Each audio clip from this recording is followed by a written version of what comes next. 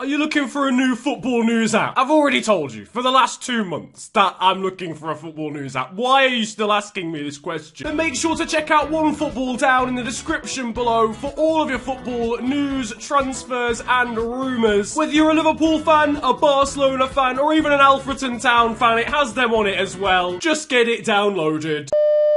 Hello everyone, this is your Daily Dose of Internet. You thought my videos couldn't get any more ridiculous or stupid. You were very wrong, ladies and gents. We have randomized every single player in the game. Yep, you heard me correctly. Every single player in FIFA 19 has been randomized. All of their stats and all of their attributes and all of their potentials as well. It makes for some quite incredible reading, but today we are gonna see what happens when every single player on FIFA is randomized. It's gonna be carnage, isn't it, really? We're gonna follow the first 3 seasons and then we'll sim about 10 years into the future and see how the world of football is looking. We are managing Chelsea. We've got a 7 rated Willy Caballero. If we scroll through the team, you'll see it's literally randomized between 1 and 99. So Emerson here is 95, one of the world's best apparently. Meanwhile, N'Golo Kante's got an overall of only 11. This is going to create some incredible results, but it's not as simple as it looks. So obviously each overall value is randomized. That doesn't actually represent how good they are in terms of their attributes. So Victor Moses isn't actually 71 rated. If we go across to his attributes, you'll see that, I mean, there's some good ones in there in fairness. He's got 96 on his long passing. But if we go over to edit player and we check on Ode Victor Moses, you'll see that he's actually 54 rated if you combine all of his attributes together. So the actual ratings are a bit of a lie. So here is how actually every team looks. You can see Chelsea here. Their best player is actually Willy Caballero, ironically. He's 67 rated. Now on top of this, every player's potential has also been randomized. So you may see players who actually are like 20 overall, but they've got a potential of 99. That's where simming the 10 seasons comes in. If you go on to enjoy this ridiculous video though, slap a like on it and subscribe if you are new to the channel. If I look at the squad hub here as well, by the way, look at the financial. Nobody is worth anything. Bakayoko is worth the most in this Chelsea team, and he's on loan. So Bakayoko must have an absolutely fierce potential on him. Pulisic the same, even though he's registered as 7 overall. Only this channel could provide a 99 rated Port Vale striker, but only worth 100k. 37 rated Ryan Harrington has gone from Aberdeen to Real Madrid on loan. The most spent on a player in this transfer window was £1.3 million.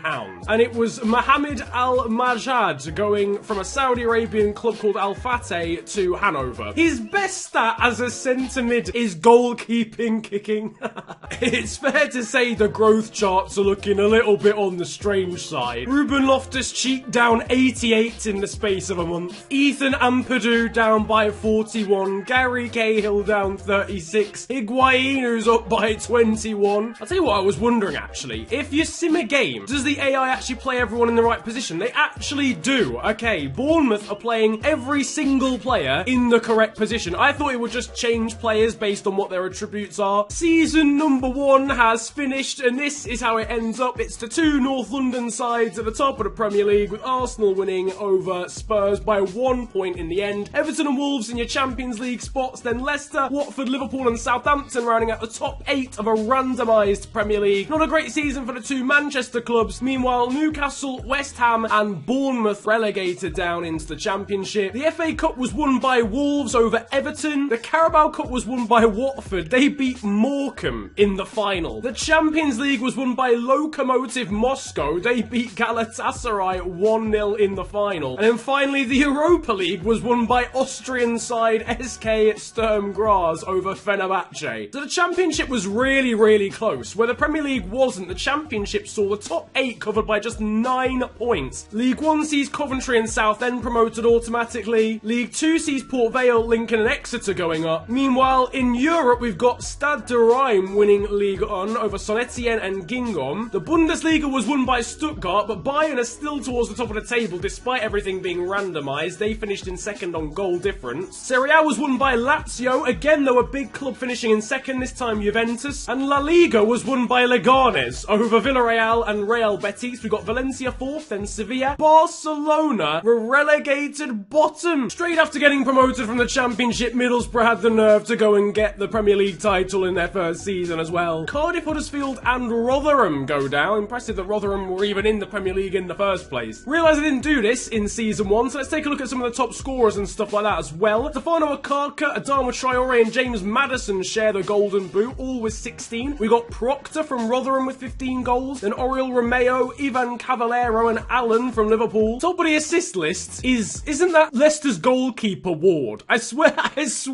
that is Danny Ward. And then clean sheets wise, it is Ward because he's on the clean sheets list as well. Imagine your goalkeeper at Leicester has the most assists in the league and he almost got the golden glove as well. So the FA Cup was won by Leeds United. They beat Notts County in the final. The Carabao Cup saw Norwich victorious over League Two's Lincoln City. The Champions League was won by Sturm Graz, who actually won the Europa League last year. They defeated Gingham in the final. And the Europa League was won by English side Watford. They beat FC Sion in the final. Reading were promoted from the Championship along with Wigan. League 1 sees Barnsley and Gillingham going up. Meanwhile in League 2 it's Swindon, Morecambe and Oxford United going up to League 1. Over in France we've got Stade Brestois, I think that is pronounced, at the top of the table, and Saint-Etienne and Rennes. The Bundesliga was won by Hertha Berlin. Bayern are nowhere to be seen anymore. Dortmund finished second. Serie A was won by Lazio again. Roma finished second, this time just above Juventus. And La Liga was won by Real Madrid. So the Galacticos back to the top. Espanyol second. Villarreal third, then Leganes and Valencia. So I've tried offering Willy Caballero new contracts. Do I know what any of that is? Do I?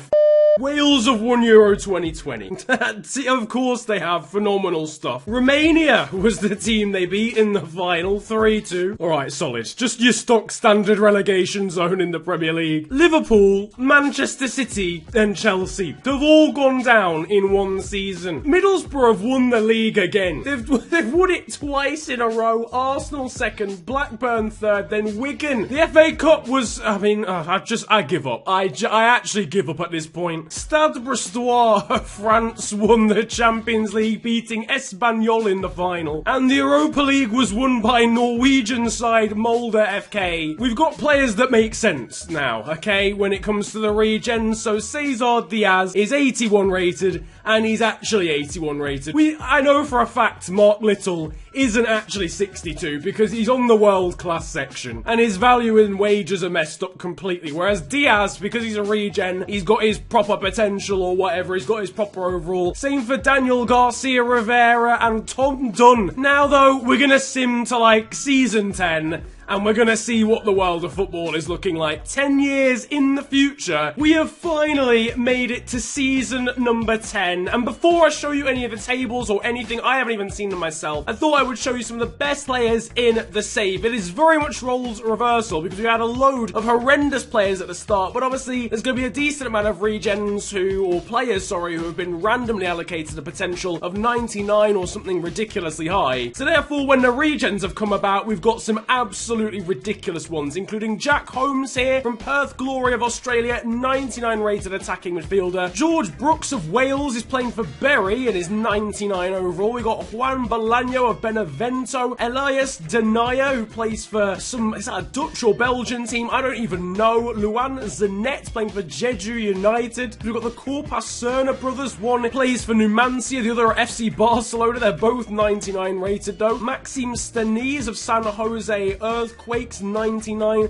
Alexander Kuchayev is a free agent. He's 99 rated as well. Same for Neves Alves, Jonathan Valencia, Stefan Botheim, Luis Romo, Robert Alazzani, Giles Mulholland, Salvatore Vanucci, Francesco Del Sol, Nathan Makudi, Jordan Gigliotti, and then finally we've got 98 rated, lowly 98 rated players here. But conversely, not everyone has done that well. Vinicius Jr., real life wonder kid, 72 62. Matthijs de Ligt, 66. Gabriel Jesus is 19 rated. 1-9. Ousmane Dembele is 10, but he is actually better than that, I think, because he's got some decent attributes, but he's still not that great. Sergio Corpas-Serna, the failed Corpas-Serna brother, compared to his 99 rated siblings. Now, though, time to take a look at some of the other leagues. The Premier League, after 10 seasons of this experiment, is a mess. Middlesbrough have won the league again. Their team must be ridiculous. Arsenal finished up second, ahead of Carlisle United, Northampton Town, Reading and Peterborough. We've got Blackburn, Bournemouth, Fulham, Gillingham, and then in the relegation zone, Watford, Swansea and Bristol City. The Championship sees Sheffield United and Cardiff going up. We've got the likes of Villa in this league, Leicester, West Ham, Palace, the two Manchester clubs mid-table in the Championship, Spurs there in 17th. League One, Charlton Athletic and Nottingham Forest getting promoted there. What Premier League clubs have we got? Everton and Burnley. Liverpool were relegated from League One into League Two. This is absolutely outrageous. And in League Two, MK Dons slap everybody silly. Rochdale and